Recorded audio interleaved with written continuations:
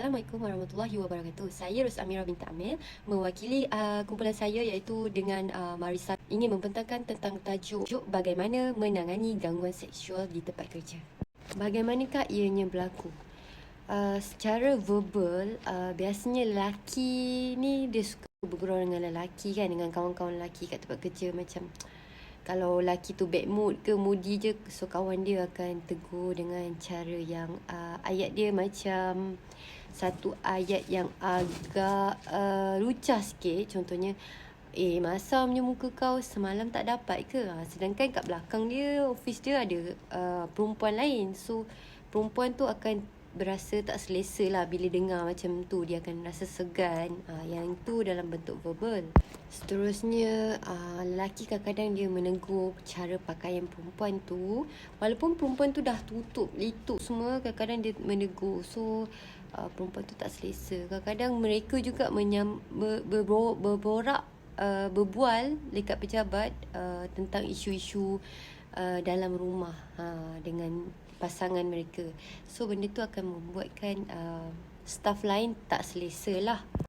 Okey, secara verbal ni boleh berlaku dalam pejabat, antara staff dengan staff, ada juga staff dengan bos. Pada zaman sekarang ni, benda ni dah jadi macam satu budaya dekat dalam sektor pekerjaan dalam pejabat. Macam budaya dalam pejabat, balik rumah pun mereka akan bualkan dalam grup WhatsApp. So macam dah jadi pada masa sekarang dah jadi macam budaya. Sebenarnya dia adalah gangguan seksual. Seterusnya, secara fizikal, seperti menyentuh bahagian tubuh badan wanita, iaitu bahagian belakang, punggung, bahagian privasi wanita, mencabul. Tak semestinya wanita, lelaki pun ada. Jadi benda itu sangat tidak baik lah dan dikira gangguan seksual di tempat kerja.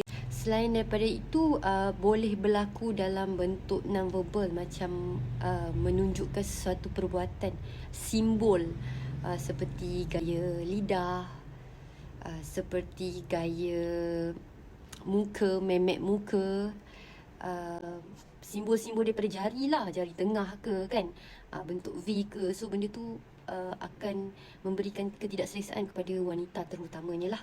Okey, kalau gangguan non-fizikal iaitu lebih kepada lisan lah. Biasanya lelaki dia suka bergurau, lawak-lawak. Tapi kena tengok lawak tu kalau betul-betul lawak dan tidak lawak lah. Kalau lawak yang double meaning, dia akan pergi ke arah lucah. Jadi bila yang double meaning ni, perempuan dia akan rasa tidak selesa lah. Jadi dia akan jatuh kepada gangguan seksual di tempat kerja lah. Kena tengok benda tu suatu lawak atau perbualan tu okey atau tak. Kalau sesama kawan-kawan bercerita kan, so ada yang rasa tak selesa dan kita pun sedar benda tu macam dah ke arah lucah, dah bermeaning. So sebagai staff, kawan pejabat, kita tegur lah supaya benda ni tak berterusan dalam perbualan yang tidak baik.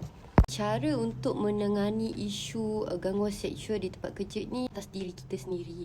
Dan yang pertama, kita kena tahu barrier hubungan, tahap level kita dengan kawan-kawan kita. Macam mana kita nak bercakap. Kena tengok dia ni perempuan, tak boleh cakap macam ni. Kena respect antara satu sama lain. Dalam meeting pun, kalau nak tegakkan dalam untuk respect each other pun, kita boleh masukkan dalam meeting supaya sentiasa beringat lah. Sebab macam saya cakap tadi, sekarang ni dah jadi macam budaya lah. Pergi mana-mana tempat kerja pun mesti ada percakapan. Jadi bila startnya percakapan ni, dia akan boleh berlaku yang lebih teruk kalau kita tak cegah. Boleh jadi kepada skandal, benda-benda yang lebih teruk. Sebagai wanita ya, terutamanya, lelaki pun ada. Sebagai wanita, kita kena tahu macam mana nak handle benda ni kalau berhadapan dengan diri kita. Yang pertama, kalau kena yang first kali, kita tegur. Mungkin dia anggap ini budaya dan dia rasa macam dia ni mungkin okey. Tapi kalau kita tak selesa, kita direct tegur, cakap benda ni tak baik, jangan borak lah pasal ni, untuk mengelakkan berlaku yang lebih teruk. Okey, kalau lelaki pun, biasa lelaki dia tak cakap sebab nanti kena pelia lah. Benda macam ni pun kau nak ni kan. Biasa lelaki tu dia kurang, tapi perempuan ni memang memang kena ambil berat lah. So kalau kita dah tegur dan jadi lagi kali kedua dengan orang yang sama, so kita boleh ambil tindakan yang lebih tegas. Kalau kita sebut tu memanjangkan sikit lah, iaitu report polis. Itu saja perkongsian saya sampai di sini saja mengenai isu gangguan seksual lah di tempat kerja.